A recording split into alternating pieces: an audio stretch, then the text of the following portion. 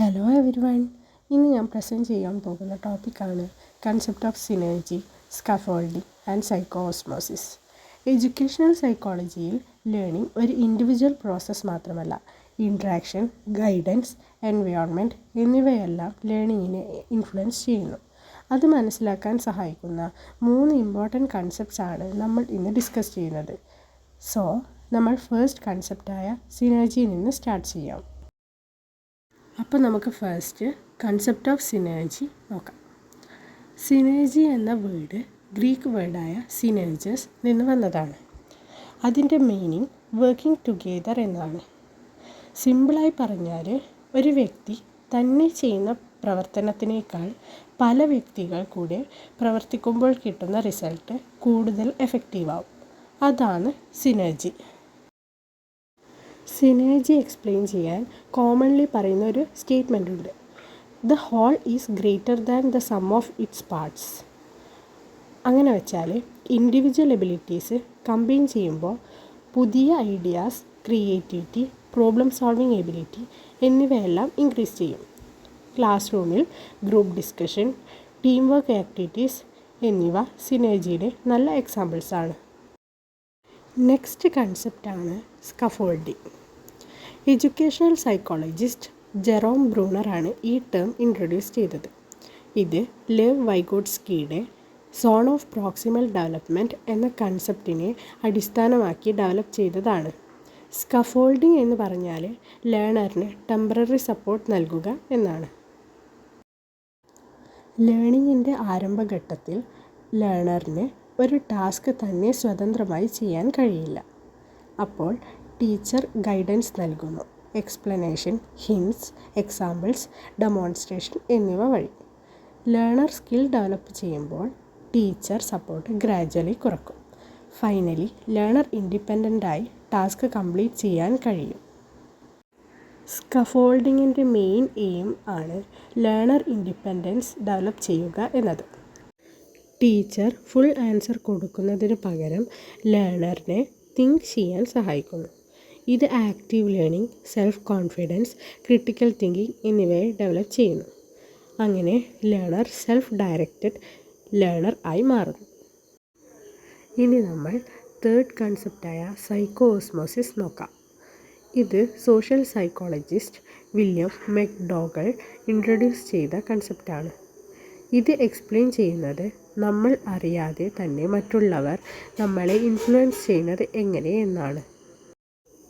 Psycho എന്നത് mind എന്നാണ് അർത്ഥം. ഓസ്മോസിസ് എന്നത് സ്ലോ നാച്ചുറൽ ഡിഫ്യൂഷൻ എന്നാണ് അർത്ഥം. അതുകൊണ്ട് സൈക്കോ ഓസ്മോസിസ് എന്ന് പറഞ്ഞാൽ തോട്ട്സ്, ഇമോഷൻസ്, ആറ്റിറ്റ്യൂഡ്സ് എന്നിവ ഒരു വ്യക്തിയിൽ നിന്ന് മറ്റൊരു വ്യക്തിയിലേക്ക് സ്വാഭാവികമായി ട്രാൻസ്ഫർ ചെയ്യുന്നതാണ്. ബയോളജിയിൽ ഓസ്മോസിസ് നടക്കുന്നത് പോലെ തന്നെ ഇവിടെ ഇമോഷൻസും തോട്ട്സും ഗ്രാജ്വലി ട്രാൻസ്ഫർ ചെയ്യുന്നു. ഡയറക്റ്റ് ഇൻസ്ട്രക്ഷൻ വേണ്ട. പലപ്പോഴും ആളുകൾ ഇൻഫ്ലുവൻസ് ആകുന്നത് അവർക്ക് തന്നെ അറിയില്ല. അപ്പോൾ നമുക്ക് ക്യാരക്ടറിസ്റ്റിക്സ് ഓഫ് സൈക്കോ ഓസ്മോസിസ് നോക്കാം. ഫസ്റ്റ് വണ്ണാണ് അൺകോൺഷ്യസ് പ്രോസസ്സ്. ഇത് ഇൻറ്റൻഷണൽ ലേണിംഗ് അല്ല, ഓട്ടോമാറ്റിക്കായി നടക്കുന്നതാണ്. രണ്ടാമത്തേതാണ് social in nature. Family, class room, peer group പോലെ ഗ്രൂപ്പ് സിറ്റുവേഷനിൽ ആണ് ഇത് അധികം സംഭവിക്കുന്നത്. മൂന്നാമത്തെയാണ് ഇമോഷണൽ ആൻഡ് ഐഡിയേഷണൽ ട്രാൻസ്ഫർ. ഇമോഷൻസും ബിലീഫ്സും ആറ്റിറ്റ്യൂഡ്സും സ്പ്രെഡ് ചെയ്യും. അപ്പോൾ ക്യാരക്ടറിസ്റ്റിക്സിൽ ഫോർത്ത് വണ്ണാണ് കണ്ടിന്യൂസ് പ്രോസസ്സ്. ഡെയിലി ലൈഫിൽ നിരന്തരമായി നടക്കുന്ന പ്രോസസ്സാണ്. ഫിഫ്ത്ത് വൺ എന്ന് പറയുന്നത് no logical reasoning required. Critical analysis ഇല്ലാതെ തന്നെ ഇൻഫ്ലുവൻസ് ഉണ്ടാവും. അപ്പോൾ നമുക്ക് എക്സാമ്പിൾസ് ഓഫ് സൈക്കോ ഓസ്മോസിസ് നോക്കാം. ഫസ്റ്റ് വണ്ണാണ് ക്ലാസ് റൂം സിറ്റുവേഷൻ. ക്ലാസ് റൂമിൽ എന്തൂസിയാസ്റ്റിക് ടീച്ചർ ഉണ്ടെങ്കിൽ സ്റ്റുഡൻസ് ഓട്ടോമാറ്റിക്കലി മോട്ടിവേറ്റഡ് ആവും. നെക്സ്റ്റ് വൺ വരുന്നതാണ് family environment.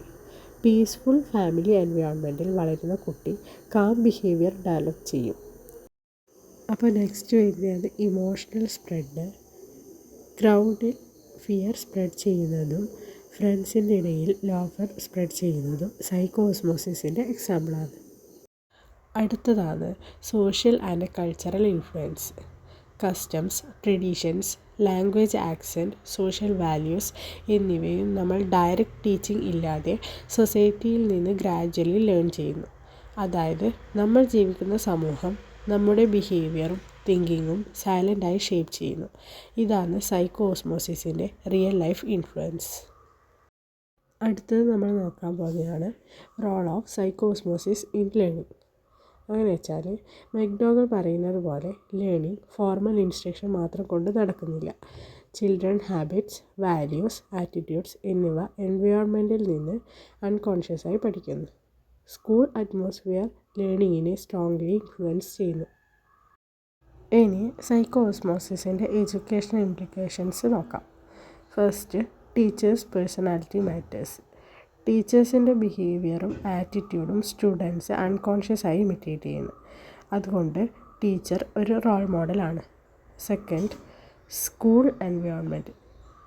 Positive school atmosphere സ്റ്റുഡൻസിന് കോൺഫിഡൻസും ലേണിംഗ് ഇൻട്രസ്റ്റും ഇൻക്രീസ് ചെയ്യുന്നു. Third, peer influence. സ്റ്റുഡൻസ് ക്ലാസ്മേറ്റിൽ നിന്ന് ഹാബിറ്റ്സും ബിഹേവിയറും ഈസിലി ലേൺ ചെയ്യുന്നു. ഗുഡ് പിയർ ഗ്രൂപ്പ് പോസിറ്റീവ് ഡെവലപ്മെൻറ്റിന് സഹായിക്കുന്നു. Fourth, moral and social education.